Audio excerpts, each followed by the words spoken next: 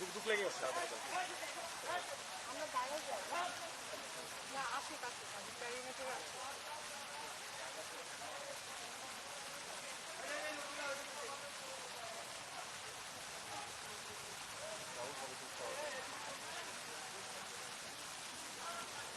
আমরা দেখতে পাচ্ছি না কি হচ্ছে দাঁড়াই দাঁড়াই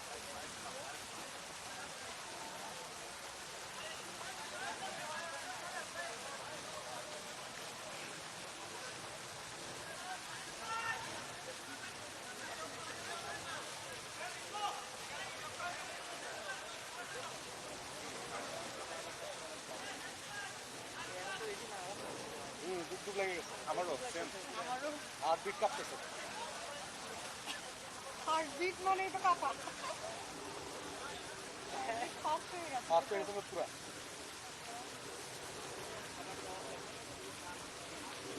আসসালামু আলাইকুম আসসালামু আলাইকুম চাইনিজ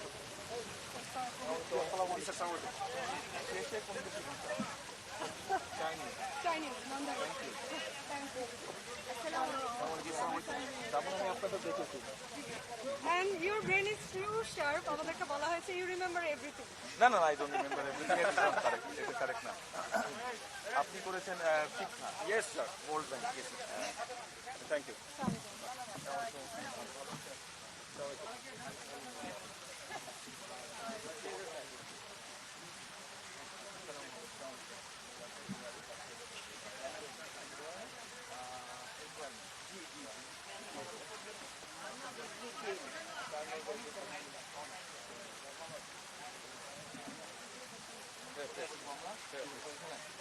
বসেন সবাই Thank you. আপনারা বসেন। আসসালামু আলাইকুম। অনেক ধন্যবাদ বাংলাদেশ জাতীয়তাবাদী দল বিএনপির চেয়ারম্যান জনাব তারেক রহমান আমাদের মাঝে উপস্থিত হয়েছেন, আরও রয়েছেন ব্যারিস্টার জাইমা রহমান। আপনারা সবাই জানেন যে এই যে ন্যাশনাল রিল মেকিং যে কম্পিটিশন, আমরা ডিসেম্বরের 17 তারিখ থেকে এটা আমরা শুরু করেছিলাম এবং ডিসেম্বরের পুরো মাসেই আপনারা পুরো দেশ থেকে অসংখ্য মানুষ এখানে রিলস জমা দিয়েছিলেন এবং এই রিলসের একটা বড় বিষয় ছিল যে বিএনপি এবং বিএনপির কাছে প্রত্যাশা কি, নতুন বাংলাদেশ কেমন আপনারা তরুণরা চান এবং বিশেষ করে বিএনপির যে কোর পলিসিগুলো রয়েছে সেই পলিসি সম্পর্কে তরুণদের ভাবনা কি। আমাদের প্রায় 2200 রিলস জমা পড়েছিল, সেখান থেকে আপনারা যারা লাকি উইনার, আপনারা চমৎকার 10টি যে রিলস বানিয়েছেন আপনাদের 10 জনকে আমরা সিলেক্ট করেছি একটি জুরি বোর্ডের মাধ্যমে এবং এই সিলেকশনের পরে আপনাদেরকে জানানো হয়েছে যে আপনাদের যে রিওয়ার্ড আমাদের এই কম্পিটিশনে সেটি হচ্ছে ভবিষ্যৎ বাংলাদেশ গড়ার জন্য বিএনপির চেয়ারম্যান জনাব তারেক রহমানের সাথে আপনারা একান্ত আলাপচারিতার সুযোগ পান। যে কারণে আমি আর আপনাদের সময় নিব না, কারণ এই সময়টুকু পুরোটাই আপনাদের। দয়া করে আপনারা এখন সেশনটা শুরু করতে পারেন। প্রথমেই আপনারা প্রত্যেকে নিজেদের নাম, অ্যাফিলিয়েশন, কোথা থেকে এসেছেন এবং আপনার রিস্ক সম্পর্কে যদি কোনো কথা থাকে সেটা দিয়ে শুরু করবেন এবং পরবর্তীতে এই আলোচনাটা আপনারাই চালিয়ে নিয়ে যাবেন। আপনাদের অনেক ধন্যবাদ। শুরু করি। আমার নাম ফাতিমা, আমি একজন স্টুডেন্ট। আমারই ঠান্ডা লেগেছে। আমারও ঠান্ডা লেগে গেছে। আমার ছিল এডুকেশন নিয়ে, কারণ আমার জন্ম এখানে, but I was raised in US, and so সেখানে আমার এডুকেশন মানে সেখানে যে এডুকেশন যেহেতু বাংলাদেশ একটা ধরনের রাজনীতি, there was obviously a start different, and so আমি এটা নিয়ে কথা বলতে চেয়েছি। না জানি না আপনি আমার বাবা আপনি যদি আমার আরেকটা কোন বিষয় নিয়ে বোধহয় অনেকটা বেশ 1.5-2 মাস আগে একটা রিল করেছেন। আমার নাম শফিকুর রহমান, আমি ফ্রম রাজবাড়ি। এখানে ঢাকাতে থাকি একবার পড়াশোনা, আমি প্রাইভেট ইউনিভার্সিটিতে পড়াশোনা করছি, অনার্স করছি। ফ্যামিলি চার্জে আমি কাজ করেছি, বিকজ অফ আমি ছোটোবেলা থেকে গ্রামে বড় হয়েছি। তো আমার ফ্যামিলিটা মধ্যবিত্ত ফ্যামিলি ছিল, তো আমার ফ্যামিলির জন্য আমাকে টেক কেয়ার করা বা এই ব্যাপারটা খুব একটা টাফ ছিল না। বাট ছোটোবেলা থেকে বিষয়টা আমি দেখে আসছি। ফ্যামিলি কার্ডের মাধ্যমে আপনি বলেছেন যে প্রত্যেক ফ্যামিলিকে 2000 থেকে 2500 টাকা করে পার মাস দেওয়া হবে। তো এই টপিকটা আমার মনে এমনভাবে গেঁথে গেছে, আই ফিল লাইক আমার এই ব্যাপারটা নিয়ে কাজ করা উচিত। তো এই জন্যই আমার ফ্যামিলি কার্ড নিয়ে কাজ করা করছি আমি। কারণ হচ্ছে যে আমি গ্রামে দেখেছি যে ওই পুরো ফ্যামিলিগুলো আসলে কীভাবে ওদের মান্থলি যে বাজার, প্রত্যেক উইকে বাজার হয়, আপনি হয়তো জেনে থাকবেন যে গ্রামে প্রত্যেকটা যে বাজার হয় এখানে সপ্তাহে সপ্তাহে বাজার বসে, বড় বাজার যেটাকে বলে হাট বলে। হাট বলে। গ্রামের মানুষরা উইকলি ওখানে বাজার করতে যায় বা হাটে সদাই করতে যায় যেটাকে বলে। তো অনেক ফ্যামিলিতে আসলে ওই ক্যাপাবিলিটি অনেকেরই নাই, এখনও নাই। তো পার মাসে 2000 থেকে 2500 টাকা, that will be a great thing for them. এটা নিয়ে আমরা পরিচয় পর্বটা হয়ে যাক, ফ্যামিলি কার্ডটা নিয়ে আমি আরও আলাপ করবো, যেটা হয়তো আপনার জানা আছে অথবা নেই, তাহলে আপনার জন্য ভালো হবে। চলো। আমার নাম রবিউল, আমার বাড়ি হচ্ছে কুমিল্লা নাগের মোড়, আর আমি শিক্ষা নিয়ে আর হচ্ছে আমার মা হচ্ছে শিক্ষা এবং ওখানে যে শিক্ষা সুবিধা করি তা শিক্ষার জন্য অনেক কিছু পারে, সেই কারণে আমি শিক্ষা নিয়ে আমি এটা দেখার সময় ভাবছিলাম যে ওয়েদারের ব্যাপারটা বলছে না কেন, পরে দেখলাম লাস্টের দিকে বলেছে। আমার নাম রাস্তাজুল আহমেদ বাদী, আমি রাজশাহী থেকে এসেছি। আমার রাজশাহী বিশ্ববিদ্যালয়ে পড়াশোনা করি। আমি পরিবেশ নিয়ে ভিডিও করেছি, কারণ রাজশাহীকে বলা হয় পৃথিবীর সবচেয়ে সুন্দর শহর, সুন্দর শান্তিপূর্ণ এবং রাজশাহীর পরিবেশটা খুব সুন্দর। আমি বিশেষ করে যে গোটা বাংলাদেশের পরিবেশটা যদি সুন্দর থাকে, সুন্দর পরিবেশে মনটা সুন্দর থাকবে এবং আমাদের এটা সুস্থ বাংলাদেশ হবে।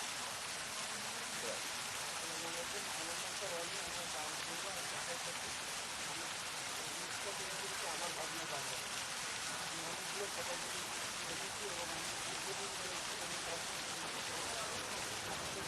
কথা বলতে ওই যে আটটা বয়স থেকে আমি আটটা বয়স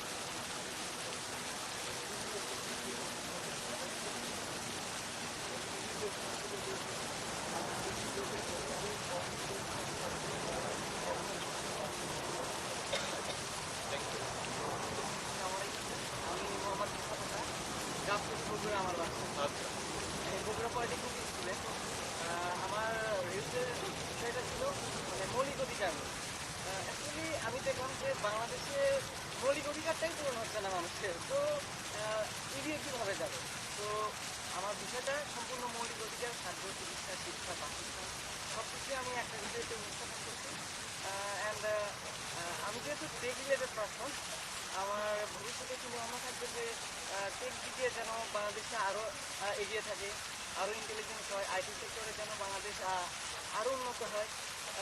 যেমন বিভিন্ন কম্পোনেন্ট বা অনেক কিছু অভাব যেটা আমি ফিল করছি আর কি, যার অভাবে অনেক স্কিল পাচ্ছেন, বিভিন্ন স্কিল জায়গায় কোম্পানির অভাব মানে কি, যদি আপনার মতন কাউকে আরও যারা এরকম ইয়াং কাজ আছে তাদেরকে যদি একটা কোর্স বা ট্রেনিং এরকম করা যায়, এরকম কিছু বলতে চাচ্ছেন? অ্যাকচুয়ালি যারা স্কিল পার্সন, আমি শুধু তাদের কথা বলতেছি। মানে বাংলাদেশে বিভিন্ন সেক্টর আছে যে সেক্টর আছে কিন্তু সেখানে প্রপার স্কিল পার্সন নেই। অ্যাকচুয়ালি আমি চাচ্ছি যে যদি ট্রেনিং এর সুবিধা পায়, কোর্সের সুবিধা পায়, তাহলে তো স্কিল কোর্স হচ্ছে স্যার, যেমন এনএসডিএতে বিভিন্ন কোর্স হয়, গ্রাফিক ডিজাইন বা ভিডিও এডিটিং, এসে অনেক কোর্স হয়। যেগুলোকে ইজি করা হবে। হ্যাঁ, এটা আরও একটু মানে দীর্ঘ পরিসরে যেন হয়, আর সেখানে যাচাই বাছাই মেন্টরটা যেন অত্যন্ত ভালো হয়।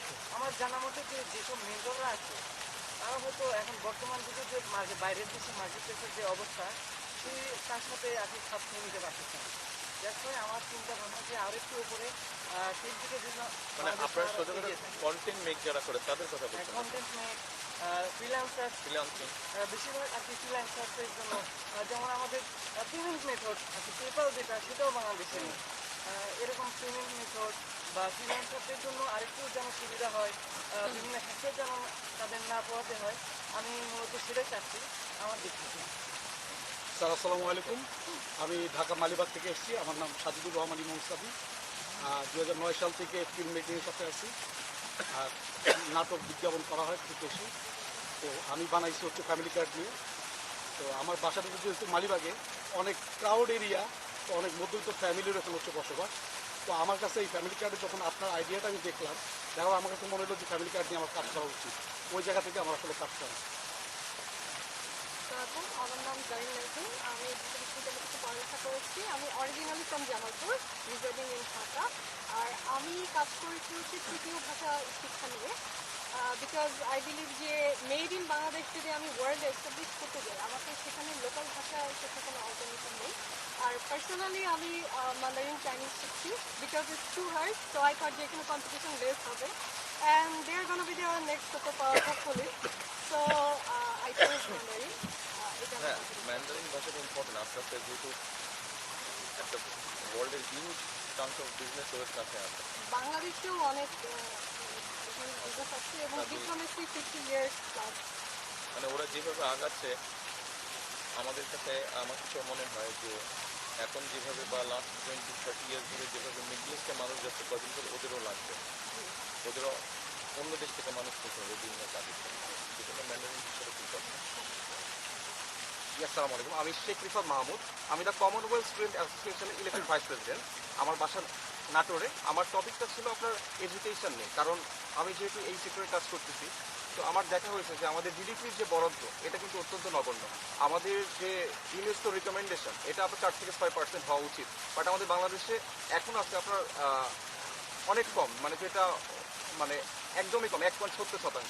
আপনি যেটা আপনি জি জি মানে আপনি যেটা মানে 8 দফা এবং 31 দফাতে আপনি যেটা উল্লেখ করেছেন যে আপনার জিডিপি মানে 5% বরাদ্দ হবে, তো জি জি জি আমি যেটা মনে করি যে এটা যদি ইমপ্লিমেন্ট করা যায় তাহলে এডুকেশনের রেট এবং মানে আপনার কোয়ালিটি এডুকেশনটা আরও ইমপ্রুভ করা সম্ভব হবে এবং আমাদের যারা শিক্ষকরা রয়েছেন এদেরও সম্মান বৃদ্ধি করা সম্ভব। আসসালামু আলাইকুম, আমি রামি চন্দ্র মুখী, ঢাকা পলিটেকনিক্যাল ইনস্টিটিউটে পড়াশোনা করি।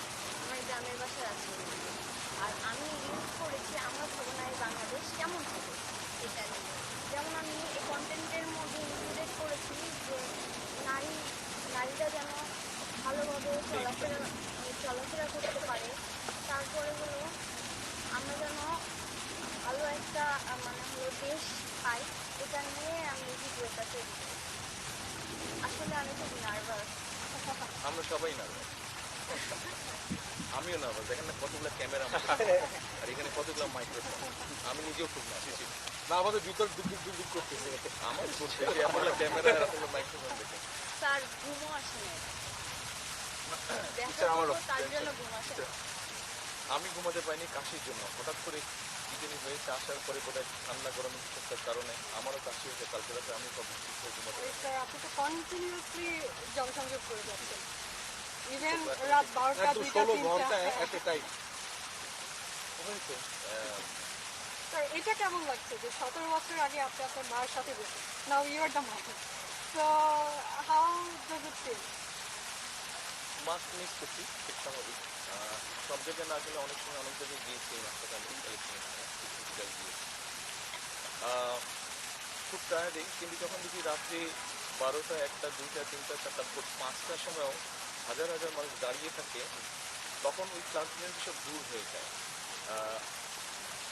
মানে তখন যেই অনুভূতিটা হয় এটা ঠিক বোধহয় ভাষায় প্রকাশ করা যায় না।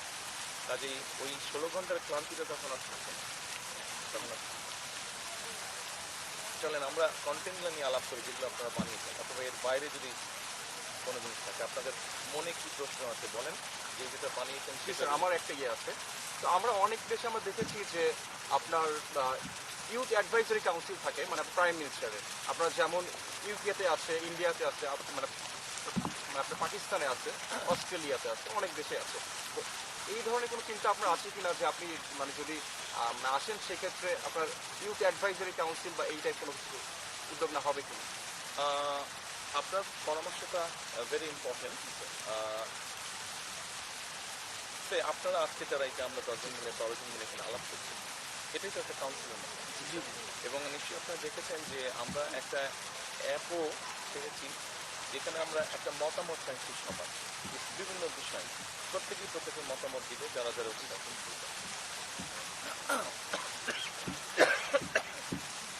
সবচেয়ে আমরা বাস্তবতা নিতে করতে পারবো নট দ্যাট, কিন্তু যেগুলো ইম্পর্টেন্ট সেগুলো থেকে অবশ্যই ধীরে ধীরে আমরা চেষ্টা করবো।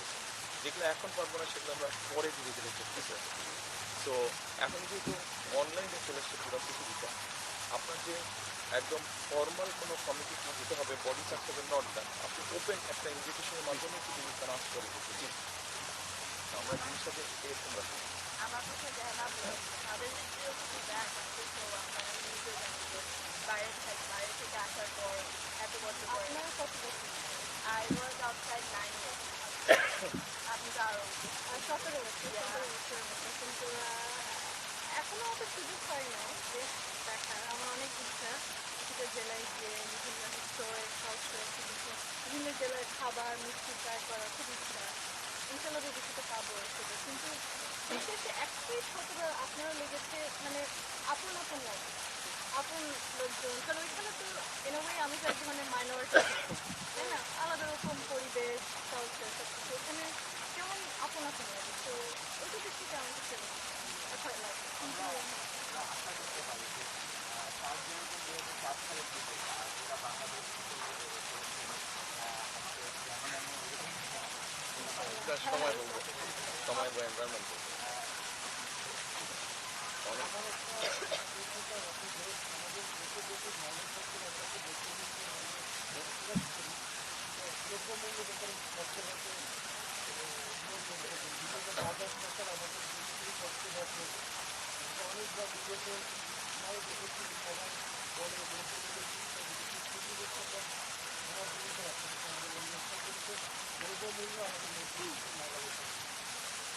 এটা ছোঁয়া শুধু যে নিম্নবিত্ত বা মধ্যবিত্ত ব্যক্তি ছোঁয়ায় তা না, এটা কম বেশি সব শ্রেণীতে চাই, কাউকে বেশি কাউকে কম। তবে দেখুন এখানে বোধহয় কয়েকটি ফ্যাক্টর আছে। জিনিসটাকে যে ফ্যামিলি কার্ড কে বলছেন, জি স্যার, আমি দুজন ফ্যামিলি কার্ড এবং ফার্মার কার্ডও বোধহয় দুজন। তো ফ্যামিলি কার্ড এবং ফার্মার কার্ডের একটা মূল লক্ষ্য, যেমন আমাদের 20 কোটি মানুষ আছে, এই 20 কোটি মানুষের যে প্রয়োজনীয় যেগুলো খাদ্য রয়েছে এইগুলোর প্রোডাকশনকে বাড়াতে হবে। আমাদের জনসংখ্যা প্রতিদিনই বাড়ছে, কিন্তু 20 কোটি আমি বলছি অফিসিয়ালি গেলে সেটা কম আছে, কিন্তু আমি আমার অভিজ্ঞতার আলোকে যেটা মানে আমি এর আগে যখন সারা দেশে ঘুরেছি, আমার কাছে যতটুকু মনে হয়েছে আমাদের জনসংখ্যা সেই সময় মনে হয়েছে যে 18-19 কোটি, 20 বছর আগের কথা বলছে, মানে 15-16 বছর আগের কথা, কোনোভাবে 18 কোটি কম না, এর মধ্যে তো আরও বেড়েছে, 20 কোটি কম। এই 20 কোটি লোককে ফিড করার জন্য কিন্তু আমাদের প্রোডাকশন বাড়াতে হবে। অ্যাট দ্য সেম টাইম আমাদেরকে আবার কৃষকদের কম করতে হবে। অ্যাট দ্য সেম টাইম আপনাকে কিন্তু অর্থনৈতিক কতগুলো নর্মাল ধারাবাহিকতা আছে, আপনি যদি সেটাকে প্রতিরোধ করেন তখন আবার কিন্তু এফেক্ট করবে এটা পুরো অর্থনীতি। যেমন ধরেন কৃষক সরাসরি মাঠ থেকে তো আর বিক্রি করে, কৃষক ফসলটা তোলার পরে কারো মাধ্যমেই থাকবে, তাদের একটা মধ্যম থাকবে। একদম আপনি এন ক্রেতা যদি হন, যেমন আপনি যে পাঞ্জাবিটা পরে আছেন, এই পাঞ্জাবিটা যে তৈরি করেছে সে কিন্তু বিক্রি করছে না দোকান থেকে, হয়তো দোকানে আসার আগে আরও হয়তো দুটো হাত চেঞ্জ হয়েছে। এটা একটা অর্থনৈতিক নর্মাল সিস্টেম, এটা আপনার থাকবে। কিন্তু এটার মধ্যে যদি কেউ অনৈতিকভাবে কোনো ইন্টারফারেন্স করে সেটা আমরা চেষ্টা করবো, সেটাকে আমাদের ঠেকাতে হবে, সেটাকে আমাদের দেখতে হবে। যেমন এর মধ্যে একটা আছে অনৈতিকতা, আবার আরও কয়েকটা ব্যাপার যদি আমরা এইভাবে দেখি জিনিসটা তখন বেড়ে যায় কেন। যেমন ধরেন আমি এদিন সিলেট থেকে আসলাম, দেখুন যে সিলেটের পুরো রাস্তাটাই মোস্ট অফ দ্য রাস্তা খুব খারাপ। তো আপনার যেই ট্রাকটা ধরেন আপনার টমেটো নিয়ে আসছে, ধরেন বাঁধাকপি নিয়ে আসছে শীতের সময়, সিলেটের একদম হোলসেল ওর যদি আসতে, যেমন 2005 সালের শেষ আমি গিয়েছিলাম, গত প্রতিদিন যাওয়ার আগে 2005 সালে আমি গিয়েছিলাম সিলেট, বাই রোড গিয়েছিলাম আমি, আমার 4.5 ঘন্টার মতন লেগেছিল। বাট এবার 9 থেকে 10 ঘন্টার মতন লাগে। এখন আপনার ধরেন আমাদের নর্মালি যেই ট্রাকগুলোতে বা যে পরিবহনে শাকসবজি আসছে, এগুলো তো ইউরোপ বা ডেভেলপ দেশের মতো নতুন ক্রুজিং সিস্টেমে আসছে না, নর্মাল বাংলাদেশের ট্রাকের মধ্যে মোস্ট অফ দ্য পিস আসছে। এখন ওটা যদি 4.5 ঘন্টায় মার্কেটে চলে আসতো, তাহলে হয়তো 1% মনে হয় 0.5% টোটাল লটের থেকে হয়তো নষ্ট হতো। কিন্তু যখন তো 10 ঘন্টা টাইম নিয়ে আসছে এবং ট্রাফিক জ্যামে আসতে হতো, তখন কিন্তু ওখানে বাঁধাকপি যদি হয় গরমে সব কিছুতে মিলে নষ্ট হয়ে যাচ্ছে। এখন যেই হোলসেলার কিনে নিয়ে আসছে তাকে তো ন্যাচুরালি প্রাইসটা কাভার করতে হবে, এটা একটা ব্যাপার। এইভাবে জিনিসের দামটা বাড়ছে। ও যখন আসলে 10 ঘন্টা দেখলে তো 30% সবজি নষ্ট হয়ে যেত, কিন্তু ও যদি 4-4.5 ঘন্টা আসতে পারতো তাহলে তো 1% নষ্ট হতো, ওর লসটা কম। এবার আসেন এই যে রাস্তাটা নষ্ট, যে ট্রাকটা নিয়ে আসছে জিনিসটা, ট্রাকটা নিয়ে আসার কারণেও কিন্তু ওকে বারে বারে থামতে হচ্ছে। রাস্তা ভাঙা চোরা ফলে ট্রাকেরও ক্ষতি হচ্ছে, তেলও বেশি পড়ছে, স্লো স্পিডের কারণে তেলও বেশি পড়ছে, ফুয়েল বার্ন বেশি হচ্ছে, এগুলোতে ট্রাকের কস্টিং বেড়ে যাচ্ছে। এগুলো বহুবিধ কারণ আছে, আমরা একবারে কারো পক্ষে সম্ভব না, কিন্তু আমাদের সবাইকে জিনিসপত্রের দাম বেশি, এ ব্যাপারে কোনো সন্দেহ নেই, কিন্তু কৃষককে যেরকম ইনসেন্টিভ দিতে হবে, যেটা আমরা কৃষি কার্ডের মাধ্যমে দিতে হচ্ছে, আপনাদের রিলের মধ্যে ফুটে উঠেছে, একইভাবে আমাদেরকে এই জিনিসগুলোর প্রতিও খেয়াল রাখতে হবে, এগুলোর প্রতি যত্নশীল করতে হবে। কাজে একটা কোনো সমস্যার জন্য একটা কারণ দায়ী না, একসাথে অনেকগুলো কারণ দায়ী। তো আমাদেরকে একটা একটা করে ধীরে ধীরে সবগুলোকে অ্যাড্রেস করতে হবে। তবে সবচেয়ে আগে যেটা আমাদেরকে করতে হবে, আমরা মনে করি, এটা আমি মনে করি, দুটো বিষয় আমাদেরকে বাই এনি মিনস আমাদেরকে অ্যাড্রেস করতে হবে। আমরা যেই পরিকল্পনাই করি না কেন, ফ্যামিলি কার্ড হোক, কৃষক কার্ড হোক, এনভায়রনমেন্ট হোক, খেলাধুলার ব্যাপারে হোক, যেটাই আমরা করি না কেন, আমাদেরকে একটা জিনিস এনশিওর করতে হবে, সেটা হচ্ছে ল অ্যান্ড অর্ডার। অর্থাৎ মানুষ যেটা বলেছে, আমাদের ছোট বোন বলেছে যে যাতে সবাই রাস্তায় নিরাপদে থাকতে পারে, এটা এনশিওর করতে হবে।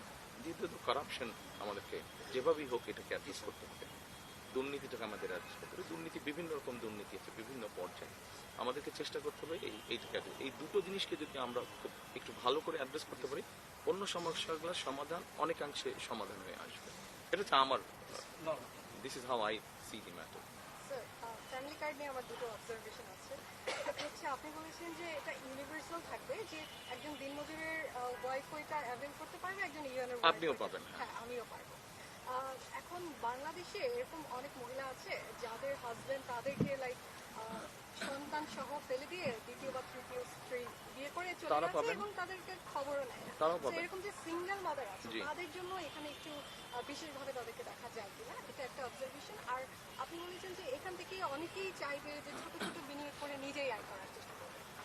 তো সেক্ষেত্রে ওদেরকে যদি ট্র্যাক করা যায় যে যারা এরকম বিনিয়োগ করে আয় করার চেষ্টা করছে, তাদেরকে ছোটখাটো এসএমই লোন দেওয়ার ব্যবস্থা করা, কিংবা যেমন শহীদ প্রেসিডেন্ট জিয়াউর রহমান উনি কিন্তু নারীদেরকে এনেছে গার্মেন্টস সেক্টরে, এই সেক্টরটা এখন লিডিং এক্সপোর্ট সেক্টর।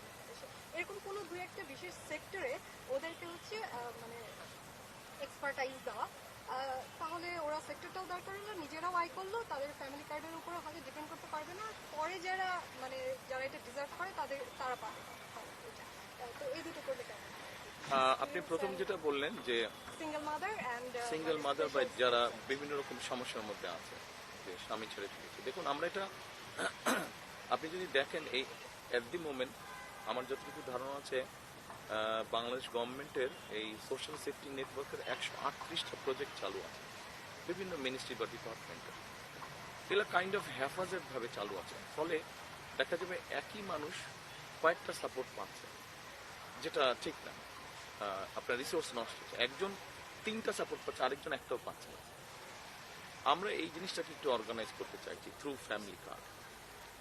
আমরা এটাকে ইউনিভার্সাল এই জন্য রেখেছি, যেমন একজন কৃষকের স্ত্রী উনি যেভাবে পাবেন, একজন ভ্যান চালকের স্ত্রী উনিও পাবেন, আর একজন গভর্নমেন্ট অফিসিয়াল ওয়াইফ উনিও পাবেন অ্যাজ এ ওয়াইফ হিসেবে। কিন্তু আমার ধারণা, যেমন আপনিও হয়তো পাবেন, কিন্তু আমার ধারণা আপনি নিশ্চয়ই জিনিসটা নেবেন না, আপনি নেবেন কারণ আপনার তো প্রয়োজন নাই। তো বাংলাদেশে এই মুহূর্তে একটা হিসাবের মধ্যে মানে একটা ফ্যামিলিতে এভারেজে 5 জন আছে, এইভাবে হিসাব করলে বাংলাদেশে 4 কোটি ফ্যামিলি আছে। আপনি যেই মানুষগুলোর কথা বললেন, আমাদের ফ্যামিলি কার্ডের আমরা যেটা লিফলেট দিচ্ছি, যেটা দেখে আপনার রিলটা বানিয়েছে, ওখানে তো ডিটেল সব দেওয়া যায় না, স্বাভাবিক সব ডিটেল তো দিতে পারছি না আমরা, মানে স্পেস কম। তবে আপনার যে চিন্তাটা, এরকম এই চিন্তা আমাদেরও আছে। প্রথমে যারা ভালনারেবল তাদেরকে আমরা এইম করি, প্রথমে আস্তে আস্তে তাদেরকে আমরা দিই, এইভাবে করে আমাদের এরিয়াটা আমরা আস্তে আস্তে বাড়াবো। কাজেই ইউনিভার্সাল করার আরেকটা কারণ হচ্ছে যে ছোটবেলায় যখন আম্মা বলতেন যে এই ওদিক যাবো না, মানে অ্যাট্রাকশনটা ওইদিকেই থাকতো, কেন মানা করলো ওইদিকেই, রাইট রাইট। আপনি এই যে মাত্র যেটা আমি বললাম যে 138টা যে সেফটি নেটওয়ার্কের বিভিন্ন ফ্যাসিলিটি আছে, এগুলো আপনি দেখবেন বলে দেওয়া আছে এই হলে এটা পাবে, এই ক্যাটাগরি হলে এটা পাবে। কেন একটা মানুষ যার পাওয়া উচিত সেও পাচ্ছে? কারণ অনেককে আমরা দেখছি যে যেভাবেই হোক বিভিন্ন রকম তার সাথে বিভিন্ন ব্যক্তির, ইনফ্লুয়েন্সিয়াল ব্যক্তির সম্পর্ক ব্যবহার করে সে ওটার মধ্যে তার নামটা লেখাচ্ছে ওই লিস্টে। কিন্তু আপনি যখন ইউনিভার্সাল করে দিবেন তখন কিন্তু এটার প্রতি ওই আকর্ষণ কমে যাবে। মূল টার্গেটটা হচ্ছে কারাপশন লেভেলটাকে, কারাপশনের হয়তো কিছুটা হবে কিন্তু এর লেভেলটাকে যত সম্ভব কম রাখা, কারাপশন লেভেলটাকে যতটুকু সম্ভব কম রাখা হচ্ছে এটার এই। আর স্যার আপনি বলছিলেন যে পাবলিক প্লেসগুলোতে হচ্ছে ফ্রি ওয়াইফাই থাকবে যেখানে লগ ইন করতে হলে 1 থেকে 1.5 মিনিটের একটা অ্যাড দেখতে হবে। ওখান থেকে আমার একটা আইডিয়া এসছে, যেমন আমি হচ্ছে 90s কিড, আমি যখন বেড়ে উঠছিলাম তখন বিটিভি এবং কিছু বেসরকারি চ্যানেল ছিল। তো তখন দেখতাম টিভিগুলোতে অ্যাডের একটা পোর্শন ছিল যেখানে তখনকার যে সমস্যাগুলো ছিল সামাজিক সেগুলো দেখানো হতো। যেমন আমি যদি এসিড নিক্ষেপের কথা বলি, এটা আমি এখন কিন্তু জেনজিরা জানে না, বাট আমি যখন ছোট ছিলাম তখন কিন্তু এটা অনেক ছিল। 2002-3 এর দিকে। হ্যাঁ, 2002 সালের দিকে প্রায় 500 এসিডের কেসেস ছিল। তখন বেগম খালেদা জিয়া হচ্ছে যে 2টা ল করে এসিড নিয়ন্ত্রণে, দমন এবং নিয়ন্ত্রণে, এবং এটা কঠোরভাবে কার্যকর করে। সেক্ষেত্রে আমরা বিটিভি খুললেই দেখতাম যে এসিডের একটা আসতো, যদি এরকম হয় তাহলে কি কনসিকুয়েন্সেস হবে। তো এখন বর্তমানে যে সমস্যাটা, যেমন মব লিঞ্চিং কিংবা অনলাইন হ্যারাসমেন্ট, সাইবার বুলিং হচ্ছে, মব জাস্টিস হচ্ছে, এগুলো নিয়ে কিন্তু মিডিয়া বা কেউ কোনো কিছু কথা বলে না যে এটা হলে কি হবে, বা আইন থাকলেও ওই আইনের জায়গায় আছে, অনেকে জানেই না যে হোয়াট টু ডু। তো এই যে ফ্রি অ্যাডের যে অংশটা, এখানের একটা চান, এবং টিভি চ্যানেলের যে অ্যাডগুলো যায় ওখানের একটা অংশ এই যে সামাজিক সচেতনতামূলক মানে কাজগুলো দেখানোর জন্য বাধ্যতামূলক করা যায় কিনা, এই চিন্তাটা আমাদের মধ্যে আছে। জিনিসটাকে আমরা এইভাবে চিন্তা করছি। আমাদের এডুকেশন নিয়ে যে রিলটা বানিয়েছেন আপনারা, এডুকেশনের রিলটা বানিয়েছেন, ওখানে কিন্তু দুজনই বানিয়েছেন। ওখানে কিন্তু আপনারা বলেছেন যে প্রাইমারি লেভেল থেকে আমরা কতগুলো কাজ করব। দেখেন, আমি একটা ঘটনা বলি। ঘটনাটা ইউকের ঘটনা। আমার পরিচিত, আমাদের পরিচিত একটা ফ্যামিলি। তো ওদের একটা ছেলে আছে, ছোট ছিল, এখন বোধহয় 12-13 বছর বয়স। এটা আমি আরো 5-6 বছর আগের ঘটনা বলছি, ওয়েন হি ওয়াজ 7-8 বছর বয়স ছিল। তো একদিন ওর বাবার সাথে গাড়িতে উঠেছে, কিন্তু ফর সাম রিজন ওর বাবা সিট বেল্ট লাগায়নি। তো বলছে তুমি সিট বেল্ট লাগাও, বলে যে না এই অল্প শর্ট ডিস্টেন্স সিট বেল্ট লাগাবো না। বলে তুমি সিট বেল্ট না লাগালে, টিচার বলেছে গাড়িতে উঠলে সিট বেল্ট লাগাতে, তুমি যদি সিট বেল্ট না লাগাও আমি নেমে যাবো গাড়ি থেকে। অর্থাৎ দেখেন, এটা দিয়ে আমি বোঝাতে চাচ্ছি যে এই যে সামাজিক মূল্যবোধ, এটা কিন্তু সামাজিক একটা মূল্যবোধ।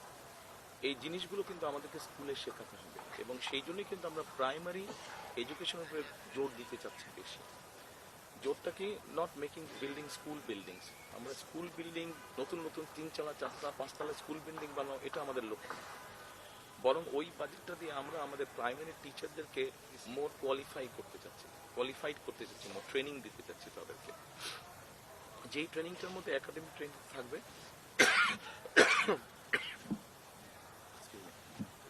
কিন্তু একই সাথে সামাজিক এবং ধর্মীয় যে মূল্যবোধগুলো আছে এই জিনিসগুলো বাচ্চাদেরকে শেখাতে হবে। এই জিনিসগুলো শেখাবো। আপনি কিছু সমস্যার কথা বললেন, এই যে এখন সাইবার বুলিং হচ্ছে, তারপরে আপনার অ্যাসিডের ঘটনাটা যেটা আপনি বলেছেন, আমরা যদি বাচ্চাদেরকে ছোটবেলা থেকে শেখাই this is wrong, this is right, this is right, this is black, this is white, এভাবে যদি আমি বাচ্চাদেরকে শেখাই, আমরা শেখাতে পারি, আমার ধারণা একটা বাচ্চার যখন একটা স্টেজে পৌঁছবে তখন কিন্তু ওর মাথার মধ্যে এই জিনিসটা ঢুকে যাবে যে কোনটা ন্যায়, কোনটা অন্যায়, কোনটা ঠিক, কোনটা বেঠিক। এবং তখন কিন্তু ধীরে ধীরে ধীরে এই বাচ্চাগুলো তো যখন প্রাইমারি, যখন 12 পার হবে তারা, তখন কিন্তু তারা সমাজের আস্তে আস্তে, ক্লাস 12 পার হবে তখন কিন্তু সমাজের বিভিন্ন জায়গায় তারা আস্তে আস্তে ঢুকবে, সেটা ব্যবসা বাণিজ্য হোক, চাকরি বাকরি হোক, বিভিন্ন জবে। তখন ওই যে সামাজিক মূল্যবোধগুলো ওরা কিন্তু আস্তে আস্তে অ্যাপ্লাই করা শুরু করবে। অ্যাপ্লাই আগে থেকেই করবে, কিন্তু তখন সমাজে ঢুকলে অ্যাপ্লাই করা শুরু করবে।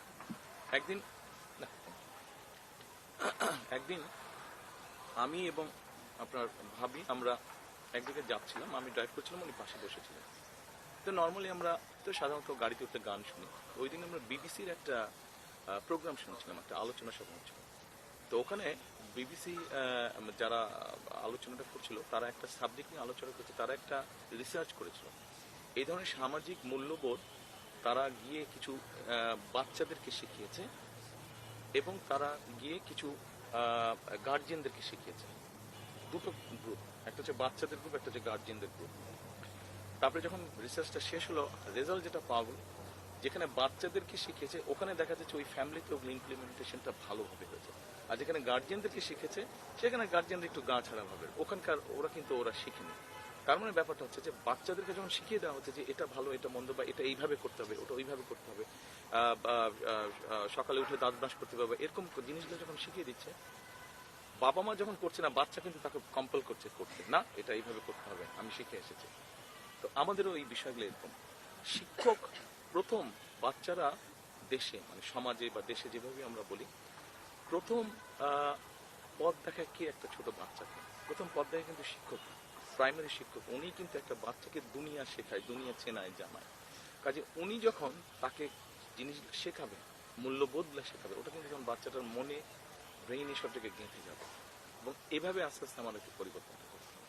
স্যার এখন হচ্ছে যে মোবাইলের উপর বাচ্চারাও এত বেশি হচ্ছে এডিক্টেড, মানে তারা এত কোনো এখানে তো কোনো বার নেই, তারা সব কিছুই দেখছে অ্যান্ড এভরিথিং। আর মিডিয়া অ্যান্ড কমিউনিকেশন সেক্টরে আমি তো কাজ করেছি, ওখানে দেখলাম যে নেগেটিভ নিউজ কখন আসবে, কি আসবে, মানে পজিটিভের মধ্যেও তারা নেগেটিভটা খুঁজে বের করে সেটা হাইলাইট করে। অ্যান্ড ভায়োলেন্স চারপাশে এত বেশি, সো এখান থেকে তো বাচ্চারা মানে স্কুলে যাওয়ার আগেই তাদের মাথায় একটা মাইন্ডসেট চলে আসছে। তো এখানে কোনো কাজ করার এখানে কাজ করার আছে এবং এখানে আমাদের পরিকল্পনা আমি আপনার সামনে ব্রিফলি তুলে ধরছি। দেখুন, আমরা আব্বার সময়, শহীদ জিয়া রহমানের সময় নতুন কুড়ি নামে একটা অনুষ্ঠান ছিল, এটা অবশ্য ইন্টারিম গভর্নমেন্ট আবার চালু করেছে। আমরা আমাদের পরিকল্পনা, আমাদের স্পোর্টস নিয়ে একটা পরিকল্পনা আছে। স্পোর্টসের পরিকল্পনা আমরা বলেছি আমরা নতুন কুড়ির সাথে, নতুন কুড়িটা কালচারাল আর্ট ছিল শুধু যখন প্রথম চলেছে, এখনো আছে, কিন্তু নতুন কুড়ির সাথে আমরা স্পোর্টসটা অ্যাড করতে চাইছি। আপনি নিজেই বলেছেন আপনার রিলে যে থার্ড ল্যাঙ্গুয়েজ। দেখুন, একটা বাচ্চা যখন 6 বছর, 7 বছর, 8 বছর, 10 বছর, 15 বছর, 18 বছর, আমরা সবাই এই স্টেজটা পার হয়ে এসেছি। আপনারাও কম বেশি এই স্টেজটা পার হয়েছেন কিংবা পার হচ্ছেন। কিন্তু এই স্টেজে কিন্তু মানুষের শারীরিক এবং মানসিক অনেক এনার্জি থাকে। তো আপনাকে তো এনার্জিটাকে তো বার্ন করতে হবে। আপনি যদি সঠিক আপনাকে জায়গা দেওয়া হয় তাহলে আপনি সঠিক জায়গায় বার্ন করবেন, আর আপনাকে যদি সঠিক জায়গা না পান আপনি তাহলে বেঠিক জায়গায় আপনি বার্ন করবেন। এবং সেই জন্যই আমরা নতুন কুড়ি স্পোর্টস এই দুটো আমরা চালু করতে চাইছি। আমরা আমাদের এডুকেশন সিস্টেমটাকে যেভাবে সাজাতে চাইছি, যেমন ধরেন স্কুলে এখন সে ভূগোল সাবজেক্ট আছে, জিওগ্রাফি সাবজেক্ট আছে। নর্মালি জিওগ্রাফি সাবজেক্টে খুব এখন 100 মার্ক আছে। আমরা ওই 100 মার্ক থেকে সে 30 মার্ক বের করে আনবো। 30 মার্ক বের করে এনে আমরা গভর্নমেন্ট থেকে ধরেন 5টা স্পোর্টস রাখবো, 5টা স্পোর্ট যেগুলো আমাদের বাচ্চাদের হেলথ এবং সবকিছু অ্যালাউ করে, এরকম 5টা। আমি যদি বলি ম্যারাথন করতে হবে, আমাদের জেনেটিক্যালি আমরা ম্যারাথন কমপ্লিট করতে পারবো না, এটা আমাকে জোরাজোরি করে লাভ নেই। বাট যেগুলো তো আমাদের বাচ্চারা ভালো করবে, এরকম 5টা স্পোর্টস বা 6টা স্পোর্টস আমরা বের করে আনবো। ওই বাচ্চাটাকে আমরা সিলেবাসের মধ্যে স্পোর্টসটা অ্যাড করবো, অর্থাৎ যার যেটা ভালো লাগে খেলতে, কিন্তু খেলতে হবে, একটা স্পোর্টস তাকে কম্পালসারি নিতেই হবে এবং ওই স্পোর্টসে তাকে পাস করতে হবে। ও পাস ফেলের ব্যাপার থাকবে, কিন্তু এটা যে সে জাস্ট ইচ্ছে হলে করলো, ইচ্ছে হলে করলো না। আপনি থার্ড ল্যাঙ্গুয়েজ যেটা বলেছেন, থার্ড ল্যাঙ্গুয়েজে কিন্তু তাকে পাস করতে হবে। আমরা আর্ট অ্যান্ড কালচারটা রাখতে চাইছি। সেটা আপনার কেউ ছবি আঁকা হতে পারে, কেউ গান গা। আমার নিজের যেরকম ছোটবেলায় আমি গিটার বাজানো শিখতাম, হাওয়েন গিটার শিখতাম, আমি কমপ্লিট করিনি অবশ্য। তারপরে অনেক বাচ্চার এরকম আছে, ইচ্ছা আছে, কেউ পিয়ানো বাজাতে চায় বা কিবোর্ড বাজাতে চায়, গিটার বাজাতে, কেউ বাঁশি বাজাতে চায়। আমরা এই সাবজেক্টটা রাখবো এবং সে ইতিহাস থেকে আমরা 30 মার্ক বের করে আনবো, 70 মার্কের পরীক্ষা অথবা 50 মার্ক বের। তাকে সে যেটাই একটা তাকে নিতে হবে, হয় বাঁশি বাজানো নিতে হবে, অথবা তাকে গান গাওয়া শিখতে হবে, অথবা তাকে কবিতা আবৃত্তি শিখতে হবে। অর্থাৎ একটা আর্ট বা কালচার তাকে প্র্যাকটিস করতেই হবে। সো আপনি যখন একটা বাচ্চাকে এই জায়গায় ব্যস্ত করে ফেলবেন, তখন কিন্তু ওই যে ইন্টারনেটে ঢুকে ব্রাউজ করে, এটা থেকে কিছুটা হলে তাকে তো এইদিকে সময় দিতে হবে, কারণ পাস ফেলের ব্যাপার আছে, তো এখানে সে সময় দিবে। এবং আমরা ইনশাল্লাহ গভর্নমেন্ট ফর্ম করলে আমরা education ministry, cultural ministry, science and technology ministry and sports ministry, ওই 4টাকে আমরা একটা টিম করে কাজ করবো। আগে যখন আমরা ছোট ছিলাম, আমি জানি আপনারা দেখেছেন কিনা, বাট আমরা যখন ছোট ছিলাম পত্রিকা খুললেই আমরা দেখতাম বিভিন্ন স্কুলের মধ্যে স্পোর্টস কম্পিটিশন হচ্ছে, কালচারাল কম্পিটিশন হচ্ছে, বিভিন্ন রকম কম্পিটিশন হচ্ছে, কেরাত প্রতিযোগিতা হচ্ছে। এখন সেভাবে চোখে পড়ে না। আমরা যাচ্ছি বছরে মোটামুটি 12 মাসের মধ্যে 10 মাস বাচ্চাদেরকে আমরা ব্যস্ত রাখবো। আপনি পড়ালেখাটাকে আমরা একটু ফান হিসাবে নিয়ে আসতে চাচ্ছি, ইজি করে আনতে চাচ্ছি। আমি খুব স্টুডেন্ট কখনোই ছিলাম না, তো পড়ালেখাটাকে ইজি করতে চাইছি যাতে বাচ্চারা ইন্টারেস্ট পায়। আপনি যখন ইন্টারেস্ট তৈরি করতে পারবেন তখন স্বাভাবিকভাবে অন্য জায়গা থেকে কিন্তু মাইন্ডটাও ডাইভার্ট হবে, তখন এগুলোতে ইন্টারেস্ট হবে। এভাবে এটা খুব ব্রিফলি বলে এভাবে আমরা জিনিসটাকে সাজাতে চাচ্ছি। আরেকটা জিনিস যদি আমি বলতে পারি, আপনি যে বলছেন মানে অনলাইনে যে হ্যারাসমেন্ট হয়, মানে মেয়েরা ছেলেরা সবাই ভিকটিমস অফ হ্যারাসমেন্ট, তুমি হয়তো বা বলেছিলে এটা যে মানে ডিজিটাল এডুকেশন যদি করা হয়, যে শেখানো হয় যে আচ্ছা ঠিক আছে নিজেকে ঠিকঠাক মতো কীভাবে রাখা যায়, মানে ওই যে হ্যাকিংও তো অনেক হয়, কিন্তু আমাদের বোঝা হচ্ছে ঠিক আছে সিস্টেমগুলো হ্যাকিং, রিপোর্টিং কীভাবে হয়, রিপোর্টিংয়ের সিস্টেম হয়তো বা করতে লাগবে, তারপর কমিউনিটি ডেস্ক যদি করা যায়, তো হয়তো বা যদি এলাকায় যদি কিছু ঘটে তাহলে ওখানে এলাকার মানুষরাই ওইভাবে মানে জিনিসটাকে ম্যানেজ করতে পারবে। ওইভাবে যদি লোকালি জিনিসটাকে একটু ঠিকঠাক করা যায়, তবে ছোটবেলা থেকে খোঁজ করা যাবে। বাচ্চাদেরকে শেখানো যায় যে কি ঠিক কি সঠিক কি ভুল, তাহলে জিনিসটা অনেক কমে আসে সবকিছু একসাথে যদি করা হয়। যেমন একটা জিনিস ইন্ট্রোডিউস, এটা আমাদের মানে চিন্তায় আছে, এখন আমরা প্ল্যানের মধ্যে আনিনি। সেটা হচ্ছে আমাদের কাছে খুব খারাপ লেগেছে, আপনারাও দেখেছেন, আমি শিওর আপনাদের কাছে খারাপ লেগেছে। অনেক সময় আমরা সোশ্যাল মিডিয়া দেখেছি, যেমন আমি আসার কিছুদিন আগের একটা ঘটনা, বাংলাদেশের কোনো একটা জেলায় একটা কুকুরকে গাছে বেঁধে রেখে পিটিয়ে মেরে ফেলা হয়েছে। এটা কিন্তু খুব একটা দুঃখজনক ঘটনা। অবলা জীব, ওকে একে তো বেঁধে রেখেছে, বেঁধে পিটাচ্ছে, এটা কোনো কথা হলো, এবং মেরে ফেলেছে। আমরা এটা চিন্তা ভাবনা করছি, প্রাইমারি স্টেজে আছে যে আমরা এটা প্রাইমারি লেভেল থেকে করব, কোনটা ভালো হবে এটা চিন্তা ভাবনা করে করতে হবে, নাকি আমরা সেকেন্ডারি লেভেল করবো। সেটা হচ্ছে যে একটা ক্লাসে, সে যদি প্রাইমারি হয় তাহলে ক্লাস 6-এ, যদি সেকেন্ডারি হয় তাহলে ক্লাস 7-এ 3-4 বন্ধু বান্ধব মিলে একটা টিম হবে। তারা হয় একটা গরু বা একটা ছাগল বা একটা হাঁস, একটা মুরগি, একটা বিড়াল, একটা কুকুর, যেটাই হোক, একটা পাখি, এটাকে তারা পালবে এবং তারা ওটার উপরে তারা তাদের কি অভিজ্ঞতা হলো, কিভাবে পাললো, কিভাবে টেক কেয়ার করলো, এটার একটা এক্সাম হবে। হ্যাঁ, ক্লাস পেড এই জিনিসটা ইন্ট্রোডিউস করা যায় কি, কারণ এনভায়রনমেন্টের উপরে আপনারা যেটা বানিয়েছেন রিলটা, ওই এনভায়রনমেন্টের সাথে তো আমাদের মন মানসিকতা ব্যাপার আছে। আমার হৃদয়টা যদি খুব সারাক্ষণ শক্ত থাকে, আমার হৃদয়টা যদি সারাক্ষণ খুব এজিটেটেড থাকে, তাহলে তো আমি এই জিনিসগুলোকে তো আমি আনতে পারবো না। সেজন্য আমাদের মন মানসিকতাটাকে সফট করতে হবে। এবং আমরা যারা মুসলমান, আমরা বিশ্বাস করি আমরা আশরাফুল মখ, অর্থাৎ আল্লাহর সৃষ্টির সেরা, আল্লাহ আমাদেরকে সৃষ্টির সেরা জীব হিসেবে তৈরি করেছেন। কাজে আমাদের কিন্তু দায়িত্ব হচ্ছে আল্লাহর সৃষ্টি অন্য যে জীব জন্তু এবং প্রকৃতি আছে, এগুলো টেক কেয়ার করা হচ্ছে মানুষের দায়িত্ব। তো এই সেন্সটা, ওই যে বললাম এডুকেশনে সামাজিক এবং ধর্মীয় মূল্যবোধের সাথে এই বিষয়টাকে আমরা অ্যাড করতেছি, বাট এটা আমরা এখনো ফাইনালাইজ করিনি। কোথায় কিভাবে করলে ভালো হবে, এটা নিয়ে আমাদের মধ্যে আলোচনা হচ্ছে। আপনারা যদি মনে করেন যে এই জিনিসটা ভালো হবে, আপনারা আপনাদের ওপিনিয়ন জানালে আমরা উই ক্যান অ্যাড দ্যাট। আমার মনে হয় এই পাশ থেকে বোধহয় দুই একজন একটু সুযোগ দিয়ে আমরা। একটা বিষয় আপনি বলছেন সাইবার বুলিং এন্ড হ্যারাসমেন্টের ব্যাপারে, বেসিক্যালি আমরা বাংলাদেশে দেখি সেটা হচ্ছে যে ফেসবুকের মাধ্যমে এই কাজগুলো করা হয়, ম্যাক্সিমাম ফ্রড অ্যাকাউন্ট যেটা আমরা জানি। তো আমরা বা বিএনপি যদি গভর্নমেন্ট ফর্ম করে, তো সেক্ষেত্রে যদি ফেসবুকে ডাউট আছে নাকি? ইনশাল্লাহ ইনশাআল্লাহ, আল্লাহ চাই ইনশাআল্লাহ। তো আমার ডাউট। আলহামদুলিল্লাহ। তো স্যার সেক্ষেত্রে ফেসবুকের সাথে কোনো কথাবার্তা বলে আমরা কি এই কাজটা করতে পারি যে হচ্ছে ভেরিফিকেশন ছাড়া কোনো ফেসবুক অ্যাকাউন্ট ক্রিয়েট করা যাবে না?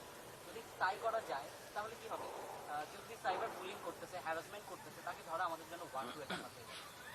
তো এই কাজটা কোনো নিশ্চয়ই ল পারমিট করলে অবশ্যই করা যাবে। এটা যদি আইন পারমিট করে ভালো একটা ওদের সাথে, হ্যাঁ, ভেরি গুড পয়েন্ট। আপাতত ফেসবুক মানে অনলাইন অনেক প্ল্যাটফর্মস এখনো বাংলাদেশে কাজ করে না বিভিন্ন কারণে, ওদেরকে আবার ফেরত আনতে আনতে হবে, হবে। ওদের সাথে কাজ করতে হবে। ফেসবুক তাহলে এই এখানে জিনিসটা অফিসিয়ালি কাজ করে না, তো কাজে ওদেরকে নিয়ে আসতে হবে। ফেসবুক জন্য অন্য অন্য মেটার সোশ্যাল সাথে মিডিয়া যারা আছে, গুগল, মেটা যারা আছে, ওদেরকে যদি আমরা ওদের অরিজিনাল অফিস যদি এখানে আনতে পারি, তখন এই জিনিসগুলো ইজি হবে।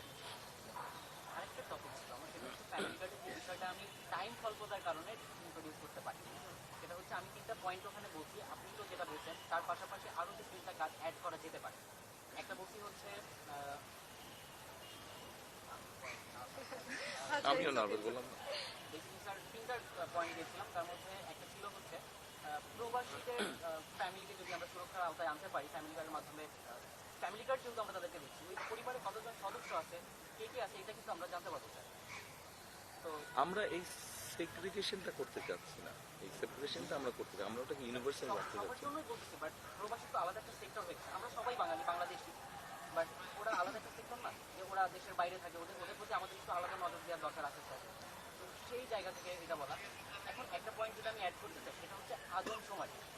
এখানে যেটা ইফ আই মে ইন্টারাপ্ট, এখানে আমরা যেটা চিন্তা করতে পারি ফ্যামিলি কার্ডের ব্যাপারে এটা চিন্তা না করে আপনার ধরেন এটা এভাবে হয়তো হতে পারে, সেটা হচ্ছে যে যারা প্রবাসী, যারা রেমিটেন্স পাঠাচ্ছে, এবং আমরা যদি গভর্নমেন্ট থেকে যদি এরকম করা যায় যে যারা সে অফিসিয়াল, অবশ্যই অফিসিয়াল চ্যানেলে সাচ অ্যামাউন্টের আপনার একটা রেমিটেন্স যদি বছরে পাঠায় বা 5 বছরে পাঠায় বা 3 বছরে পাঠায়, হয়তো তাদের আমরা একটা ইনসেন্টিভ রাখতে পারি, একটা আপনার retirement sort of benefit sort of আমরা কিছু রাখতে পারি, এরকম কিছু আমরা চিন্তা করতে পারি। বাট ফ্যামিলি কার্ড এর ব্যাপারে আলাদা করে চিন্তা আমি জানি না, এখন সেটা আমরা এইভাবে চিন্তা করি না।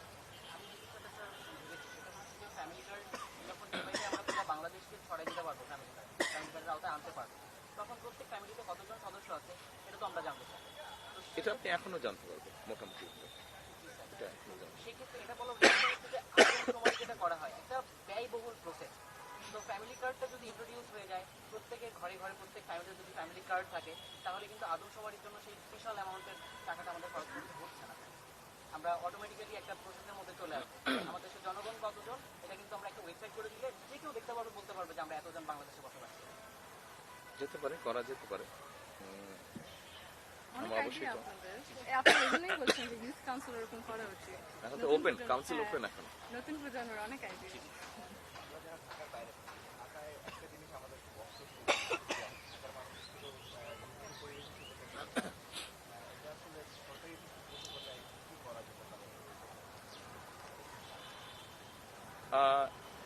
ঢাকায় আপনার ধারণা আছে এখন কত মানুষ ঢাকায় থাকে?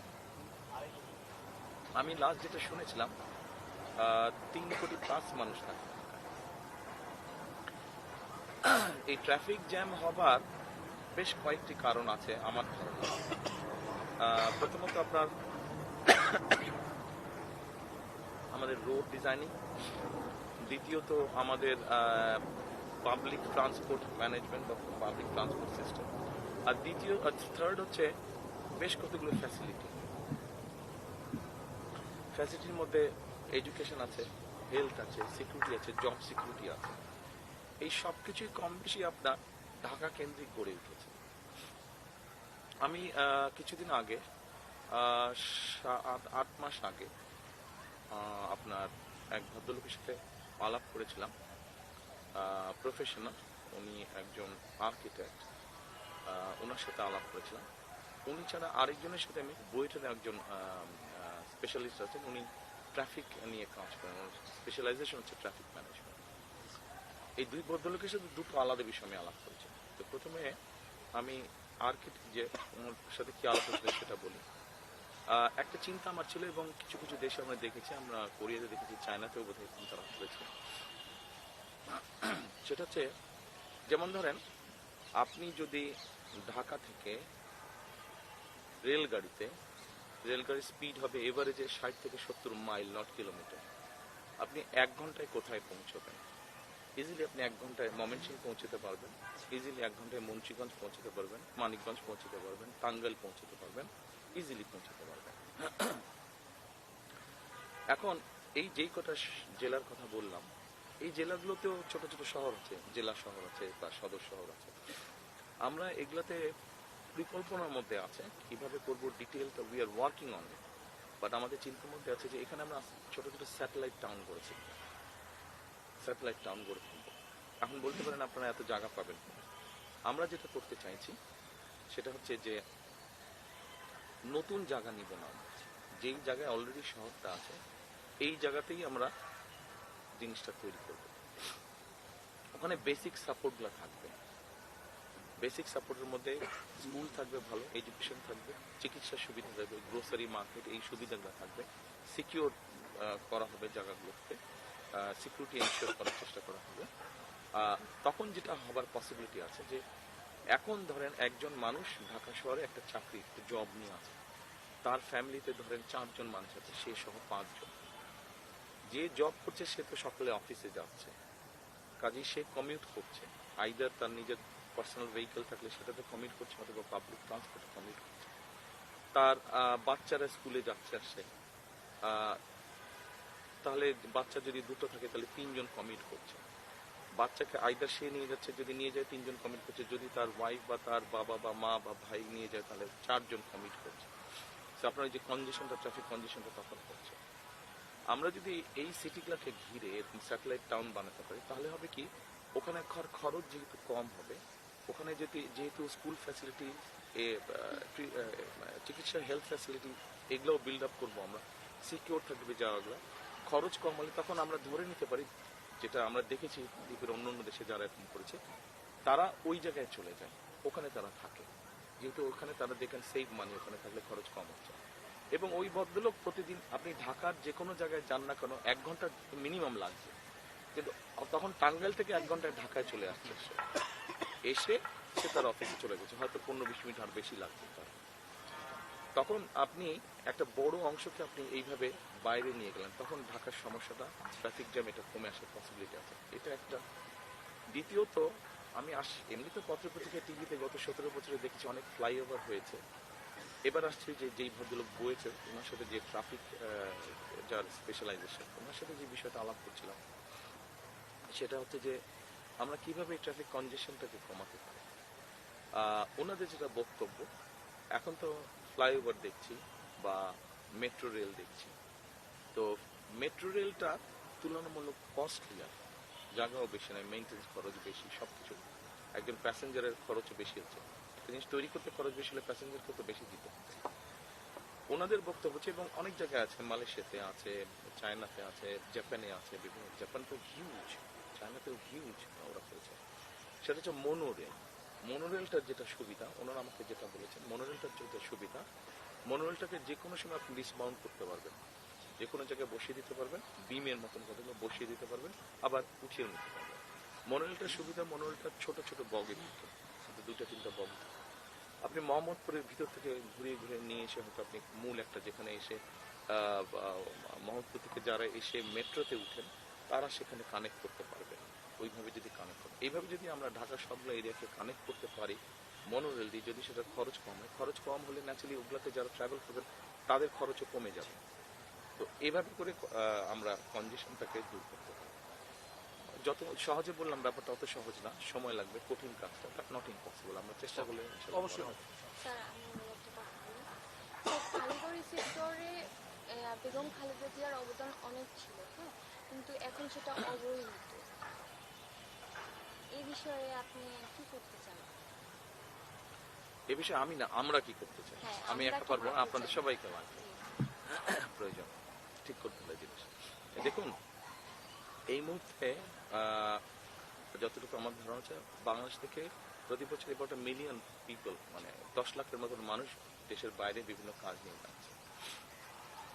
এর মধ্যে 7 লক্ষের মতন মানুষ, 6 থেকে 7 লক্ষের মানুষ যাচ্ছে মোস্টলি মিডল ইস্টে, আনস্কিল হিসেবে যাচ্ছে, অন্য অন্য জায়গায় আনস্কিল, খুব কমই যাচ্ছে স্কিল হিসেবে, 2-2.5 লাখ স্কিল হিসেবে যাচ্ছে। তো যে আনস্কিল যাচ্ছে, এদেরকে যদি আমরা, যেটা উনি করেছেন, ম্যান্ডারিন শিখছেন আমাদের এই বোন, সো আমরা যদি আমাদের ইয়ুথদেরকে বিভিন্ন রকম স্কিল হওয়ার জন্য, সেটা যেমন আমার গাবতলীর ছোট ভাই বলেছে, বগুড়ার ছোট ভাই বলেছে যে কন্টেন্ট মেকিং বা আইটিতে যারা কাজ করে, যারা ফ্রিল্যান্সিং এর কাজ করছে, যারা কন্টেন্ট মেক করছে, যারা ডাটা প্রসেস করছে, যারা ডিজাইনিং এর কাজ করছে, তাদেরকে যদি আমরা স্পেস দিতে পারি, অথবা যারা করতে চাইছে এদেরকে যদি ট্রেনিং অ্যান্ড স্পেস দিতে পারি, তাহলে কিন্তু এখানে একটা জব অপরচুনিটি তৈরি হচ্ছে। যারা এইগুলোতে ইন্টারেস্টেড না, অনেকে আছে, যেমন আমি ছিলাম আর্টসের স্টুডেন্ট, কিন্তু আমি এই ছোটবেলা থেকে আমার এই কাছে স্ক্রু এগুলো সব থাকতো, মানে এটা খুলো, ওটা লাগাও, এটা ইয়ে করো, ইলেকট্রিক তার টানো, এই অভ্যাসটা আমার ছিল, এখনো কম বেশি আছে। ওকে, গুড গুড। লন্ডনে আমার ছোট করে একটা ওয়ার্কশপ ছিল, বাসায় একটা কর্নারে একটা জায়গায় আমার ছোট করে ওয়ার্কশপ ছিল। যেই দেখতে অবাক হয়েছে যে আপনি এত হাতুড়ি বাটাল এগুলো দিয়ে কি করেন। এখন অনেকের খুব ইন্টারেস্ট আছে। তো আমাদের যে ভোকেশনাল ইনস্টিটিউশনগুলো আছে, এই ভোকেশনাল ইনস্টিটিউশনগুলোতে এই মুহূর্তে বোধহয় 150-এর উপরে সাবজেক্ট আছে, কিন্তু মোস্টলি আমাদের প্রয়োজন হয় না, মোস্ট সাবজেক্ট লাগে না। আমরা এগুলোকে নিয়ে এসে ইজিলি আমরা ইনফরমেশন বের করতে পারবো যে বাংলাদেশের মানুষ যেই যেই জায়গায় যাচ্ছে, পৃথিবী যেই যেই দেশে যাচ্ছে, এখানে নেক্সট 5 to 10 ইয়ার্স কি জব অপরচুনিটি আছে, সেভাবে আমরা ডিজাইন করতে পারবো। আপনি যে আপনার ভিডিওতে দেখিয়েছেন সে ফরিদপুর বেল্টে আপনি দেখেছেন ইটালিয়ান ল্যাঙ্গুয়েজ। আমাদের ফরিদপুর বেল্টের ম্যাক্সিমাম লোকজন ইটালি যায়, ইউরোপ ইটালিতে যায়। এখন আমরা যদি ওখানে যে ভোকেশনাল ইনস্টিটিউশনটা করব, সেখানে যদি ইটালি বা ইউরোপে কি কি কাজের অপরচুনিটি আছে, ওভাবে যদি আমরা জিনিসটাকে ডিজাইন করি এবং with the language course, mostly Italian শিখবে বা আশেপাশে জার্মান বা অন্য স্পেন যেগুলো দেশ আছে, এই ল্যাঙ্গুয়েজগুলো যদি আমরা রাখি, তাহলে যাদের ওই দিকে যাবার ইচ্ছা আছে তারা ওখানকার ভোকেশনাল কোর্সে ট্রেনিং করতে পারবে উইথ দি ল্যাঙ্গুয়েজ। এইভাবে জিনিসটাকে আমরা অ্যাড্রেস করতে চাই। আর এর বাইরে আপনাদের কাছ থেকে বুদ্ধি এসেছে, আইডিয়া এসেছে, যেমন ফ্যামিলি কার্ডের ব্যাপারে এসেছে যে আমরা যদি এই মাদেরকে ছোট ছোট এসএমই করার জন্য ছোট ছোট লোন আমরা দিতে পারি, এরকম অনেকটা করা যাবে। ছোট ছোট এন্টারপ্রেনার যারা আছে এরকম অনেকগুলো করা যাবে।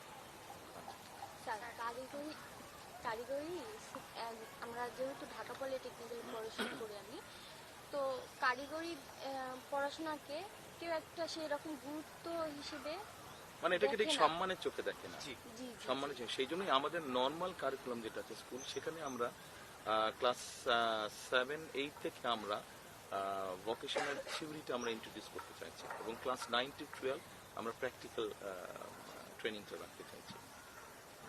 আর আপনি কিন্তু পুরো বাংলাদেশ ঘোরার সময় আমাকে ডাকবেন, অবশ্যই অবশ্যই আমারও খুব ইচ্ছে। অবশ্যই সবাইকে দিয়ে চলবো।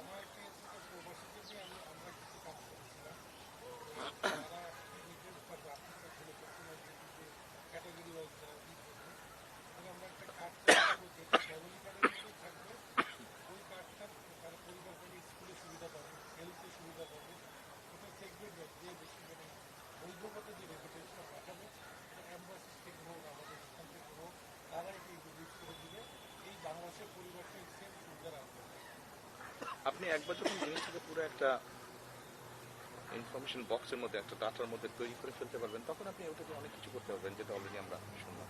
একবার পুরো ডাটাটা তৈরি হয়ে গেলে, ইনফরমেশনটা পুরো আপনার কাছে চলে আসলে, আপনি যখন ইনফরমেশনকে বিভিন্নভাবে ইউজ করতে পারবেন।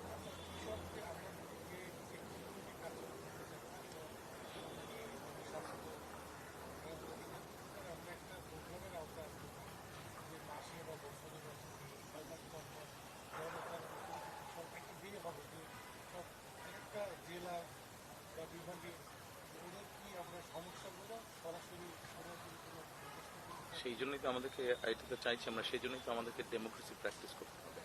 আমরা ডেমোক্রেসি যত বেশি প্র্যাকটিস করবো এভরি লেভেল, শুধু যে জাতীয় সংসদ নির্বাচন তা না, আমরা ইউনিয়ন পরিষদের মেম্বার, ইউনিয়ন পরিষদের চেয়ারম্যান, পৌরসভার চেয়ারম্যান, পৌরসভার মেম্বার, আমরা এইখানে যত ডেমোক্রেসি প্র্যাকটিস করবো, তখন হবে কি আস্তে আস্তে সেই মানুষগুলোই সামনে বেরিয়ে আসবে যারা অ্যাকচুয়ালি মানুষের জন্য কাজ করতে চান। দেখুন, আপনি যখন পানি ফিল্টার করেন খাবার জন্য, আপনি কিন্তু এক লেয়ারে করেন না, আপনি 3-4 লেয়ারে পানিটাকে ফিল্টার করেন। আমার যেরকম আমাকে কালকে অ্যান্টিবায়োটিক দিয়েছে ডাক্তার, তো আমি বললাম কয়দিন খেতে হবে, বলে 7 দিন খেতে হবে। তার মানে 7 দিন খাবার পরে এটা ভালো হবে আমার কাশি। আমরা যেটাই করি না কেন আমাদেরকে শুরুটা করতে হবে, সময় লাগবে, জায়গায় পৌঁছতে সময় লাগবে আমাদেরকে শুরুটা করতে হবে। আমরা চাইছি শুরুটা করতে, ইনশাল্লাহ।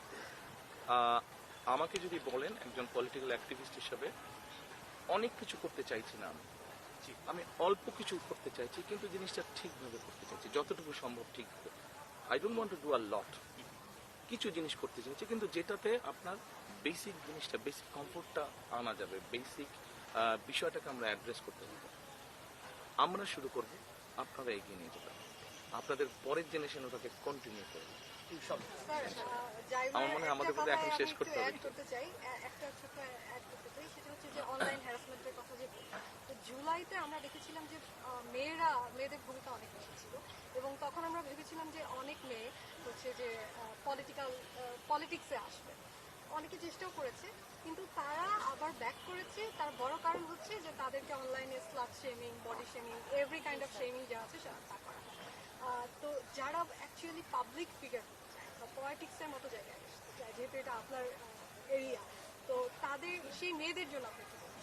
না, এখানে একটা আইডিয়া এসছে আমাদের যে এটা যারা করে আমরা কি পলিসি নিলে আমরা লোকেট করতে পারবো যে কারা এইসব খারাপ কাজ করছে, তখন দেশের ল অনুযায়ী তাদের বিরুদ্ধে ব্যবস্থা নেওয়া হবে।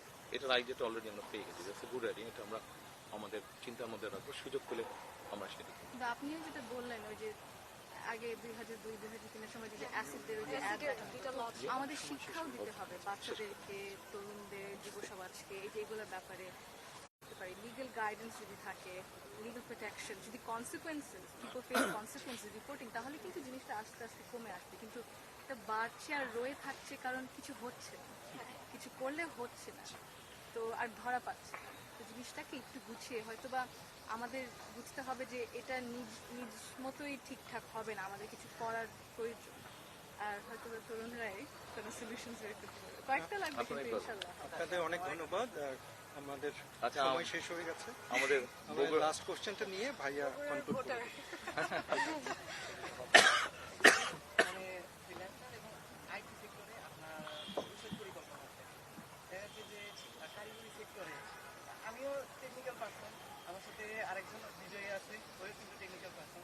অনেকেই ভাবে যে পলিটেকনিকের ভালো এরকম একটা মানে মানুষের চিন্তা ভাবনাটা এরকম যে তারা পলিটেকনিকের এরা কি করছে, অথচ দেখা হয় না যে পলিটেকনিকে আসলে অর্থাৎ ইন্টারমিডিয়েট লেভেলে সেই পর্যায়ে মাঝে সিলেবাস কোন জায়গায়, এখন যে জায়গায় এআই নিয়ে চিন্তা ভাবনা করতেছে, এআই যে সব কিছু করতেছে, সে জায়গায় বাংলাদেশের সিলেবাসে কি শেখানো হচ্ছে যে how to install this software, এই সফটওয়্যারটা কিভাবে ইনস্টল করে। মানে এই দিকটাতে বাংলাদেশের এতটা লিগেন্সি, বাংলাদেশের ফ্রিল্যান্সাররা কিন্তু অনেক এগিয়ে, মানে এই বিষয়ে বাংলাদেশের শিক্ষার তুলনায় ফ্রিল্যান্সাররা অনেক এগিয়ে আছে। তারা কিন্তু অনেক বৈদেশিক মুদ্রা বাংলাদেশে নিয়ে আসতেছে, লাইক বিদেশিদের মতো। ঘরে বসে আপনার জানা আছে সাউথ কোরিয়া খুব সম্ভব গত বছর কন্টেন্ট মেকিং থেকে কত আর্ন করেছে? $12 বিলিয়ন। শুধু আইটি কন্টেন্ট মেকিং থেকে $12 বিলিয়ন। একটা সাবজেক্ট থেকে। তো আপনি যেটা বললেন ওরা পারলে আমরা পারবো না, পারা যাবে। আমাদেরকে আমাদের জিনিসগুলোকে সাজাতে হবে। হ্যাঁ, হয়নি, আমরা দেখেছি অতীতে অনেক জিনিস হওয়া উচিত ছিল, হয়নি। আমরা ইনশাল্লাহ সামনে করবো, আমাদের সুযোগ আসলে আমরা সামনে করবো। হতাশ হলে চলবে না, আশা রাখতে হবে। আপনি যেটা হয়তো বা বলতে চাচ্ছেন, আমি যদি বুঝে বসি, যে আমাদেরকে যেটা শেখানো হচ্ছে, যেটা অফিসিয়াল ট্রেনিং এ আছে, ইটস নট আপ টু পার, যেটা দুনিয়াতে আমরা দেখতে পাচ্ছি, যেটা সাধারণ মানুষেরা অলরেডি নিজেরা করে ফেলছে, আরো এগিয়ে যাচ্ছে। তো আপনি বলছেন ওই মানে জিনিসটাকে ব্যালেন্স করার জন্য, সেটাই তো। কিন্তু ওই যে বললাম পানির ফিল্টার করতে তো কয়েকটা স্তর লাগবে, আমাদের ওই স্তরগুলো পার হতে হবে। আমরা হুট করে এখানে জাম দিতে পারবো না, অতটুকু জায়গায় আমরা জাম দিতে পারবো না, আমাদেরকে হেঁটে হেঁটে কাছে গিয়ে জাম করতে হবে বা হেঁটে হেঁটে যেতে হবে।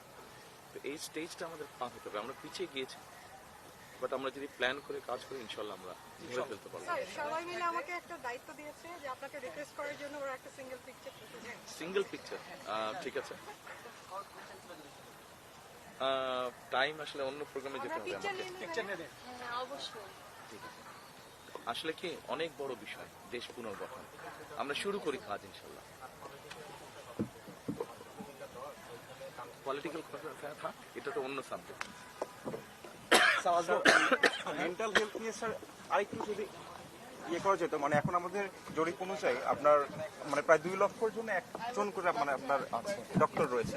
এইটা যদি আরেকটু ইয়ে করা যায়, আই থিঙ্ক এই জিনিসটা আছে। আমাদের হেলথ নিয়ে আমরা আজকে কথা বলতে পারলাম না, ইনশাল্লাহ আরেকদিন আলাপ করবো। আপু আসো, আমরা সব আপনার সাথে একসাথে দাঁড়াই। একটু এদিকে আসো।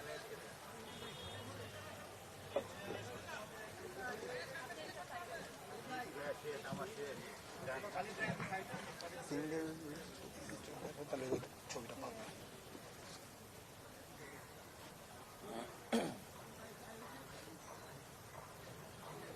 Thank you. আমার মনে করে হয়ে গেছে ছবি, খুব সম্ভব।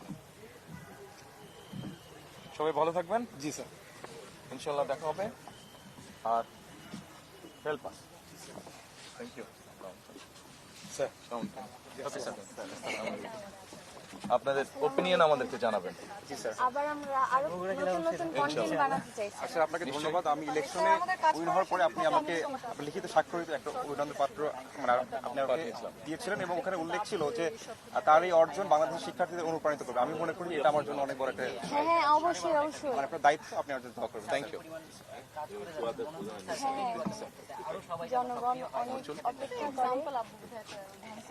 আমরা আগাই তাহলে আমার আবার প্লেন ধরতে হবে। ওকে, ভালো থাকবেন সবাই। Thank you. আসসালামু আলাইকুম। Next time, Jacob.